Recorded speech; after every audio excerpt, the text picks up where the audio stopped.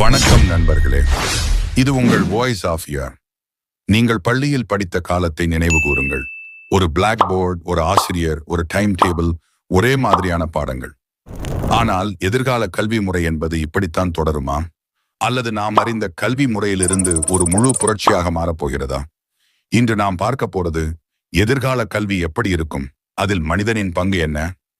இன்றைய கல்வி முறை 100 வருடங்களாக பெரிய மாற்றமின்றி தொடர்கிறது. One size fits all system, நேரடி வகுப்புகள், மதிப்பெண் அடிப்படையிலான மதிப்பீடு, கான்டென்ட் ஹெவி சிலபஸ். ஆனால் நம் உலகம் மாறிவிட்டது. தொழில்நுட்பம், தொழில், வாழ்க்கை மாறிவிட்டது. ஒவ்வொருவருக்கும் தனிப்பட்ட கல்வி. எதிர்கால கல்வி முறை ஒரே பாடம் எல்லாருக்கும் என்ற முறையை தவிர்க்கும். பயன்படுத்தி ஒவ்வொரு மாணவனின் கற்றல் வேகம், மனோநிலை, ப்ரீவியஸ் பெர்ஃபார்மன்ஸ், விருப்பங்கள் என்பதை வைத்து தனிப்பட்ட பாடத்திட்டம் உருவாக்கப்படும். உதாரணம், ஒரு மாணவன் கணிதத்தில் ஸ்ட்ரகிள் பண்றான். உடனே அதை கண்டறிந்து அதிக விஷுவல் சப்போர்ட்டையும் மெதுவான டீச்சிங்கையும் செய்கிறது. மற்றொருவர் ஃபாஸ்டர் லேர்னர்னா அட்வான்ஸ்ட் மாடியூல்ஸ் கொடுக்கும். இது அடாப்டிவ் லேர்னிங் என்று அழைக்கப்படுகிறது. VR கிளாஸ் ரூம்கள் கற்பதை அனுபவிப்பது. முன்னொரு காலத்தில் படித்ததை நினைவில் வைத்துக் கொள்ள கற்பனையை பயன்படுத்த வேண்டியது. ஆனால் இப்போது வர்ச்சுவல் ரியாலிட்டி, VR மற்றும் ஆக்மெண்டட் ரியாலிட்டி, AR பயன்படுத்தி மாணவர் நேரிலேயே அங்குள்ள மாதிரி பயிற்சிகளை பெற்றுக்கொள்ள முடியும். பயாலஜி கிளாஸில் ஹார்ட்டை சுற்றி பார்க்கலாம். ஹிஸ்டரியில் ரோம் நகர ஸ்ட்ரீட்ஸ்ல நடக்கலாம்.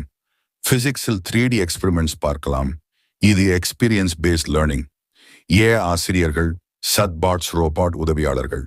இன்றைக்கு சில பள்ளிகளில் ரோபாட் ஆசிரியர்கள் டெஸ்ட் செய்யப்படுகிறார்கள். GPT போன்ற லாங்குவேஜ் மாடல்ஸ் டவுட்ஸை ரியல் டைமில் கிளியர் செய்கிறது. AI அசிஸ்டன்ஸ் தவறு இல்லாமல் கிராமர் கற்றுக் கொடுக்கிறது. புரோகிராம் மென்பொருள் எழுத்துக்கு உதவுகிறது. லேர்னிங் ஸ்டைலை மாற்றுகிறது. மனித ஆசிரியரின் பங்கு குறையுமா? இல்லை. ஆனால் AI ஒரு கூட்டு ஆசிரியராக ஆகிறது. பார்டர்லெஸ் கிளாஸ் ரூம்ஸ், உலகளாவிய கற்றல். எதிர்காலத்தில் ஒரு மாணவன் பாரம்பரிய கிளாஸ் ரூமில் மட்டும் கற்றுக்கொள்ள மாட்டான். அவன் YouTube, Harvard, IMDA online, Google course, peer குழுக்கள், ஜப்பான், ஜெர்மனி, பிரேசில் ஆகியோருடன் சேர்ந்தே படிக்கும். கல்வி மையங்கள் ஒரு கிளிக் தூரமாக மாறும். Skills over decrease. டிகிரிவை விட திறமை முக்கியம். AI ஆட்டோமேஷனுக்கு பிறகு கம்பெனிஸ் இப்போது டிகிரிவை விட ரியல் ஸ்கில்லை பார்க்கின்றன.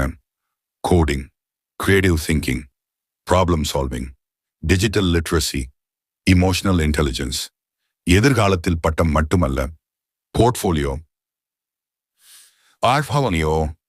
ப்ராஜெக்ட் எக்ஸ்பீரியன்ஸ் முக்கியம். சவால்கள், மாற்றங்கள் எளிதல்ல. இணைய தேடல். இன்னும் பல இடங்களில் டிஜிட்டல் பிரிவு. சீன் விஷயம். குழந்தைகளின் மனநிலை பாதிப்பு. ஏபியாசு, அநியாய தீர்வுகள். மனித ஆசானின் பங்கு குறைவதா? தொழில்நுட்பம் எல்லாம் சரி, ஆனால் மனித உணர்வுகள், சமூக வளர்ச்சி அவசியம். நல்ல கல்வி என்பது பதில்கள் அளிப்பது அல்ல, கேள்விகளை உருவாக்குவது. எதிர்கால கல்வி என்பது புத்தகத்தில் மட்டுமல்ல, அது அனுபவத்தில், நட்பு உறவில், தேடலில் இருக்கிறது. நம்ம குழந்தைகள் மார்க்ஸ் மட்டுமல்ல, மனது திறக்கும் கல்வி பெற வேண்டும்.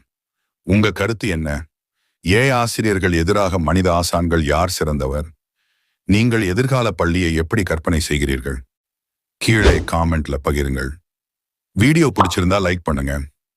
இனி வரும் வீடியோக்களுக்கு சப்ஸ்கிரைப் பண்ண மறக்காதீங்க. இது உங்கள் வாய்ஸ் ஆஃப் இயர். மறக்காம சர்ப்ரைஸ் பண்ணுங்க. தேங்க்யூ.